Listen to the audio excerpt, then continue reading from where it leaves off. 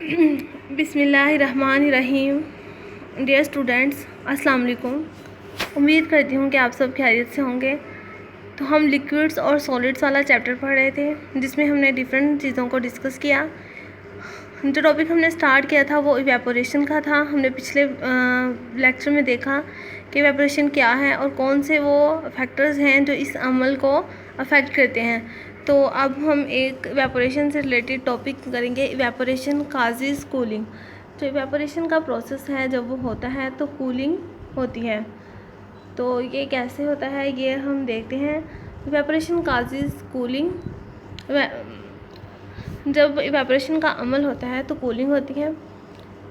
इससे पहले सबसे उसने जो है वो टेम्परेचर को डिफ़ाइन किया गया है कि measure of average kinetic energy of particle of a substance है। जो टेम्परेचर होता है वो एवरेज काइनेटिक एनर्जी होती है किसी भी सब्सटेंस के, किसी पार्टिकल की। तो जितनी ज़्यादा काइनेटिक एनर्जी होगी उतना ही ज़्यादा टेम्परेचर होगा।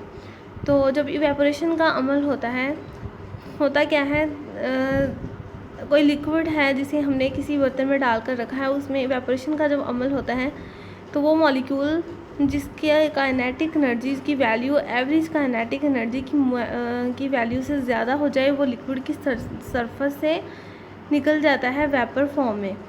तो जब एक ऐसा मॉलिक्यूल जिसकी काइनेटिक एनर्जी जो है वो एवरेज काइनेटिक एनर्जी की वैल्यू से ज़्यादा हो और जब वो एस्केप कर जाता है सरफेस ऑफ लिक्विड से, तो जो बाकी लिक्विड मॉलिक्यूल्स होते हैं या फिर रिमेनिंग पार्टिकल्स होते हैं किसी सब्सटेंस के, उनके जो एवरेज काइनेटिक एनर्जी है वो कम हो जाती है। तो एज अ रिज़ल्ट क्या होता है, जो टेम्परेचर ऑफ लिक्विड है वो कम हो जाता है। तो इवेपोरेशन एक कंटिन्यूस प्रोसेस है। एवरेज काइनेटिक एनर्जी वाले मॉलिक्यूल जो वो वाले मॉलिक्यूल जिनकी काइनेटिक एनर्जी जो है वो एवरेज काइनेटिक एनर्जी से ज़्यादा होती है, वो लिक्विड की सरफेस से निकलते जाते हैं।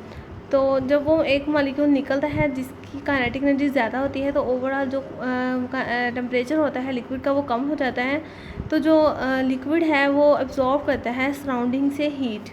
जब वो सराउंडिंग से हीट एब्जॉर्ब करता है तो टेम्परेचर ऑफ सराउंडिंग जो होता है वो कम हो जाता है और इस तरह इवेपोरेशन जो है वो कूलिंग काज करता है। एक दफ़ा मैं दोबारा से एक्सप्लेन कर देती हूँ।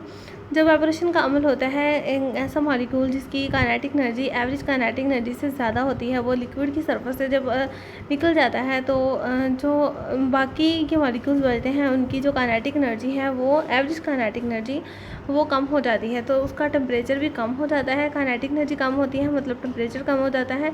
जब उसका टेम्परेचर कम हो जाता है तो फर्दर इवेपोरेशन का प्रोसेस होने के लिए वो लिक्विड जो है वो सराउंडिंग से टेम्परेचर को हीट को एब्जॉर्ब करता है।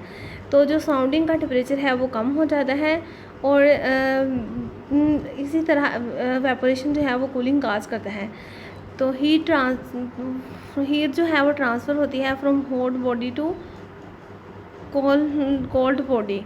जब उस लिक्विड का टेम्परेचर कम हो जाएगा, सराउंडिंग का टेम्परेचर ज़्यादा होगा, तो जो हीट है वो ट्रांसफ़र होगी फ्रॉम सराउंडिंग टू लिक्विड। तो इस तरह सराउंडिंग का टेम्परेचर कम हो जाएगा। तो हम एयर कूलर्स यूज़ करते हैं गर्मियों में, उसमें जो हम वाटर यूज़ करते हैं वो वाटर जब वेपर फॉर्म में कन्वर्ट होते हैं तो वहाँ से वो हीट जब वाटर का मॉलिक्यूल वेपर फॉर्म में कन्वर्ट होता है तो जो बाकी मॉलिक्यूल होते हैं वो वहाँ से हीट एब्जॉर्ब कर लेते हैं। इसलिए जो हमें कूलर की हवा आती है वो ठंडी होती है। वहाँ पर इवेपोरेशन का अमल कूलिंग काज कर रहा होता है। तो नेक्स्ट हम अपना नेक्स्ट टॉपिक देखते हैं। हमारा नेक्स्ट टॉपिक है वेपर प्रेशर। वेपर प्रेशर क्या होता है हम ये देखेंगे और हम देखेंगे कि वेपर प्रेशर पे कौन से वो फैक्टर हैं जो वेपर प्रेशर ऑफ लिक्विड को अफेक्ट करते हैं।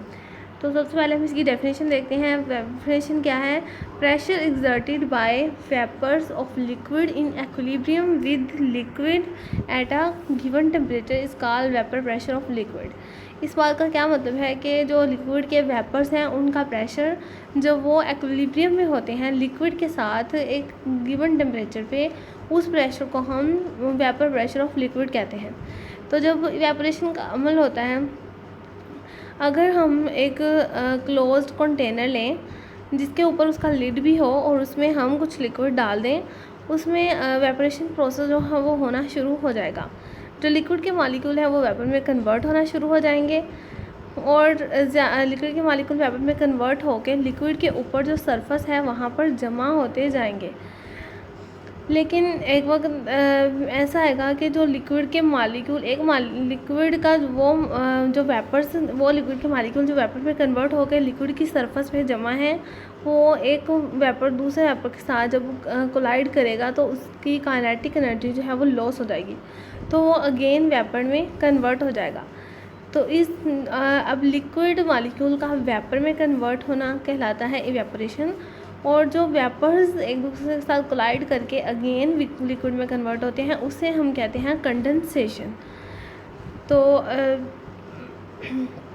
जब हम स्टार्ट करते हैं लिक्विड को हम कंटेनर में डालते हैं तो सबसे पहले इवेपोरेशन का प्रोसेस जो है वो स्टार्ट होता है, और कंडेंसेशन का प्रोसेस जो है वो वेरी स्लो होता है। लेकिन एक वक्त ऐसा होता है जब लिक्विड का वेपर्स में कन्वर्ट होना और वेपर्स का वापस लिक्विड में कन्वर्ट होना जो है वो दोनों प्रोसेस इक्वल हो जाते हैं, यानी इवेपोरेशन और कंडेंसेशन के जो दोनों प्रोसेस हैं वो एक्विलिब्रियम में होते हैं एक दूसरे के साथ।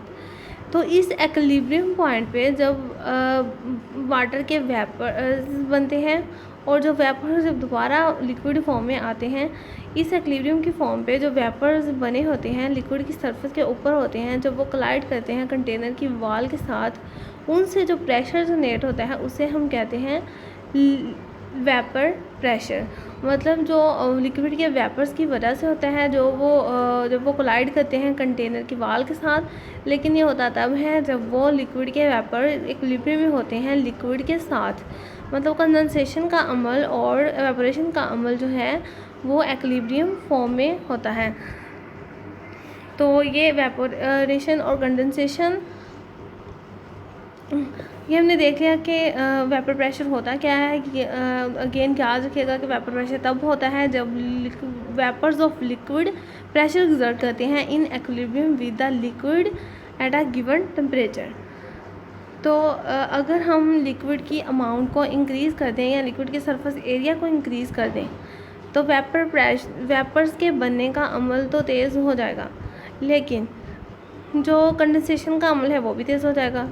जब वेपर्स सरफेस पे जाएंगे लिक्विड के ऊपर तो वही वेपर्स एक दूसरे के साथ कोलाइड करेंगे और इन रिटर्न बैक लिक्विड में भी कन्वर्ट हो जाएंगे। तो जो अमाउंट और सरफेस एरिया ऑफ लिक्विड होता है उससे वेपर प्रेशर इंडिपेंडेंट होता है। मतलब जितने अगर हम वैसे आपको पता है कि वेपोरेशन का अमल जो है वो सरफेस एरिया बढ़ाने से बढ़ जाता है, लेकिन जब अगर क्लोज कंटेनर है तो उसमें कंडेंसेशन का अमल भी बढ़ जाएगा जब हम अमाउंट और सरफेस एरिया ऑफ लिक्विड को इंक्रीज़ करेंगे। तो वेपर प्रेशर जो है ये इंडिपेंडेंट होता है amount and surface area of liquid, लेकिन वेपोरेशन फास्टर होता है लार्जर सरफेस एरिया से। लेकिन अगर क्लोज कंटेनर होगा तो उसमें कंडेंसेशन का अमल भी तेज़ हो जाएगा जब सरफेस एरिया और अमाउंट ऑफ लिक्विड को हम इंक्रीज़ करेंगे। तो अब हम देखते हैं कि कौन से फैक्टर हैं जो वेपर प्रेशर ऑफ लिक्विड पे अफेक्ट करते हैं। सबसे पहले हमारे पास आ जाता है नेचर ऑफ लिक्विड की जो नेचर है वो आ जाता है सबसे पहले। गिवन टेम्परेचर पे जो at a given temperature low boiling liquid exert more vapour pressure than high boiling liquids.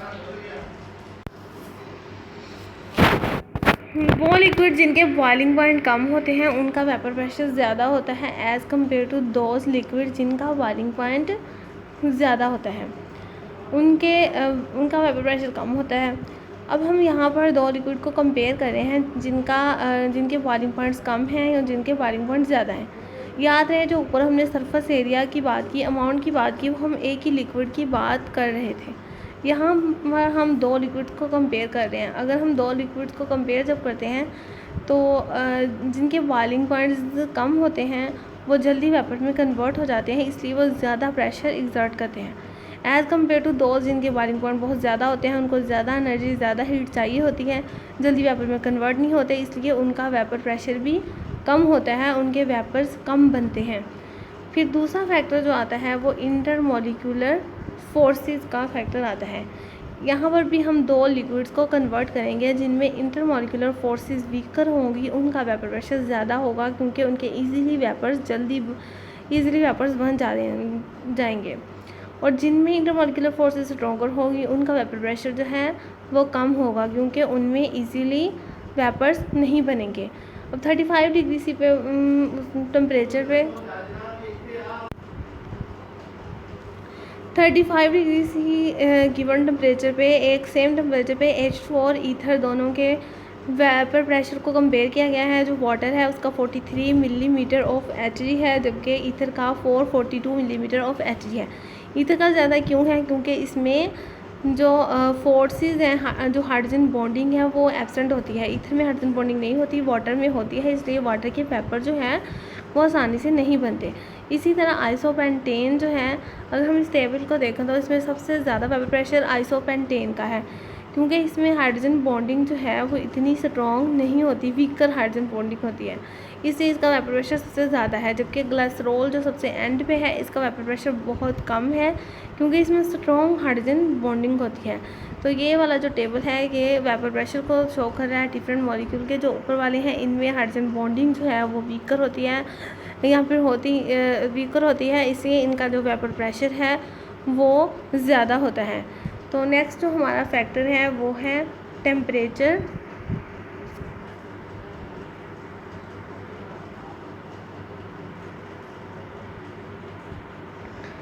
Next factor हमारा जो है वो टेम्परेचर है, उसे हम नेक्स्ट वीडियो में इंशाल्लाह डिस्कस करेंगे। और नेक्स्ट हम कैसे जो है वो वेपर प्रेशर को मेजर करते हैं वो वाला मेथड भी हम देखेंगे। अल्लाह हाफिज़। नेक्स्ट वीडियो तक के लिए और चैनल को ज़रूर सब्सक्राइब कीजिए। अल्लाह हाफिज़। अगली वीडियो तक के लिए इजाज़त दीजिए और चैनल को ज़रूर सब्सक्राइब कर दीजिएगा। वीडियो को लाइक शेयर और चैनल को सब्सक्राइब ज़रूर कीजिएगा और अपना बहुत सारा ख्याल रखिएगा। अल्लाह हाफिज़।